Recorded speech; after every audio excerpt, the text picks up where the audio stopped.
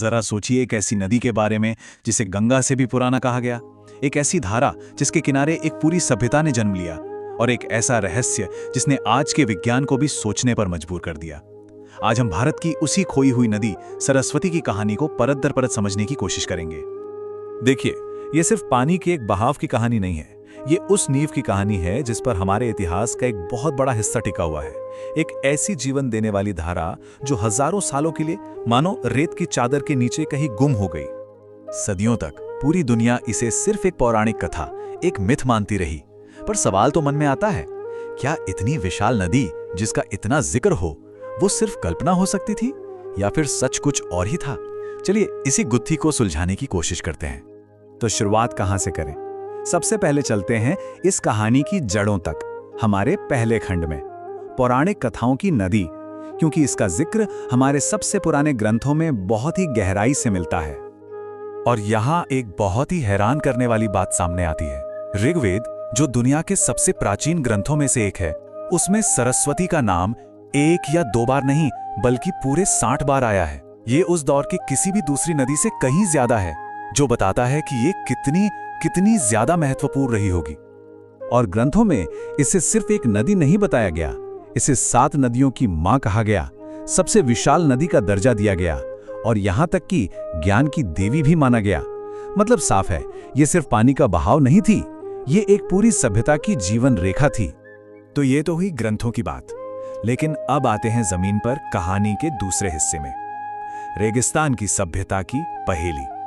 क्योंकि जब आर्कियोलॉजिस्ट ने खुदाई शुरू की तो उन्हें कुछ ऐसा मिला जिसने दशकों तक इतिहासकारों को उलझा कर रख दिया। हम सब ने सिंधु घाटी सभ्यता या इंडस वैली सिविलाइजेशन के बारे में पढ़ा है ना? पर सबसे चौंकाने वाली बात यह सामने आई कि इसके 70% से ज्यादा शहर सिंधु नदी के किनारे थे ही नहीं, वो एक सूखी हुई नदी के किनारे बसे थे। मतलब इस महान सभ्यता का असली दिल, इसका केंद्र सिंधु नहीं कोई और नदी थी। और ये कोई छोटी मोटी बस्तियां नहीं थीं, हम बात कर रहे हैं 400 से ज्यादा सेटलमेंट्स की।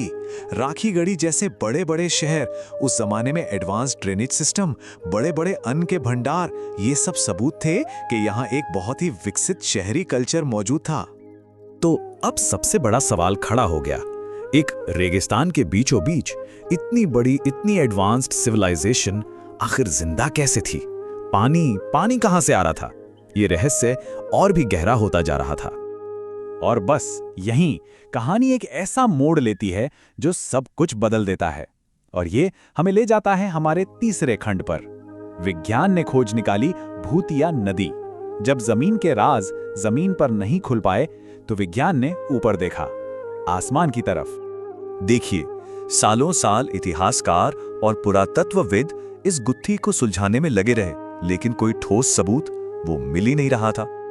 और फिर टेक्नोलॉजी ने वो कर दिखाया जो शायद इंसान की आंखें कभी नहीं कर पाती। जवाब जमीन के नीचे नहीं बल्कि हमारे बहुत ऊपर स्पेस में छिपा था।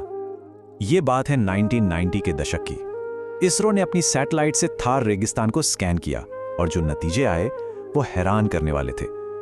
रेत के नीचे एक पूरी नदी का सूखा हुआ रास्ता साफ साफ दिखाई दे रहा था। कोई छोटा मोटा नहीं, 400 किलोमीटर लंबा।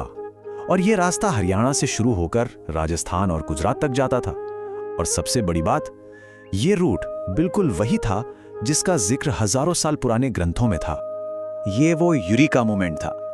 पहली बार मॉडर्न साइंस ने प्राचीन कथाओं पर मोहर लगा दी थी।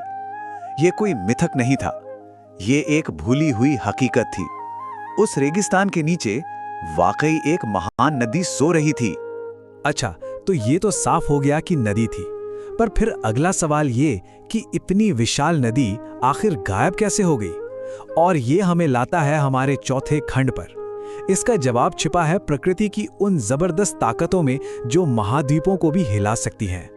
साइंटिस्ट के मुताबिक इसके पीछे 3 बड़ी वजहें थीं। पहली, टेक्टोनिक शिफ्ट्स, यानी जमीन के नीचे हुई भूगर्भीय हलचल जिसने हिमालय से आने वाले पानी का रास्ता ही मोड़ दिया।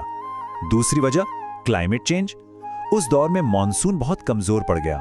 और तीसरी, जिसे रिवर कैप्चर कहते हैं, यमुना और सतलुज, जो इसकी सबसे बड़ी सहायक नदियां थीं, उन्होंने अपना रास्ता बदल लिया। यमुना गंगा की तरफ मुड़ गई और सतलुज सिंधु की तरफ।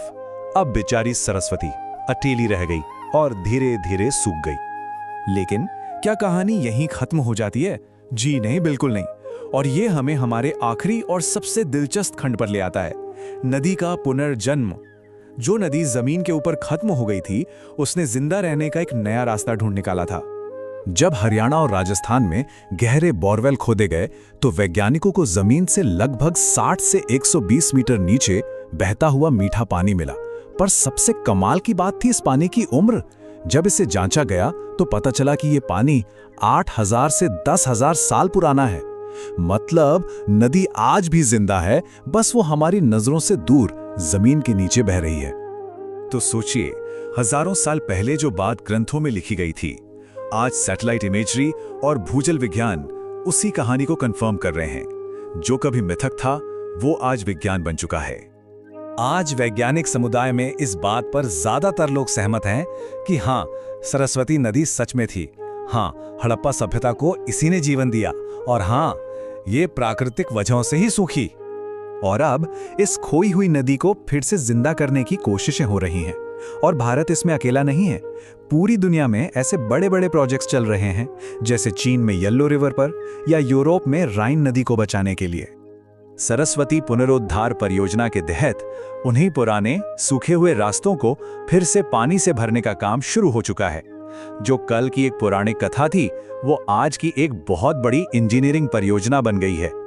तो सरस्वती सिर्फ इतिहास का एक भूला हुआ अध्याय नहीं है, ये एक जिंदा कथा है जो हमें याद दिलाती है कि प्रकृति कितनी ताकतवर है और इतिहास की जड़ें कितनी गहरी हो सकती हैं। तो आखिर में वही सवाल बचता है, सरस्वती एक पौराणिक कथा है या एक वैज्ञानिक हकीकत? शायद इसका सही जवाब यह है कि अब ये दोनों है। एक ऐसी पौराणिक कथा जिसे विज्ञान ने अब एक हकीकत साबित कर दिया है।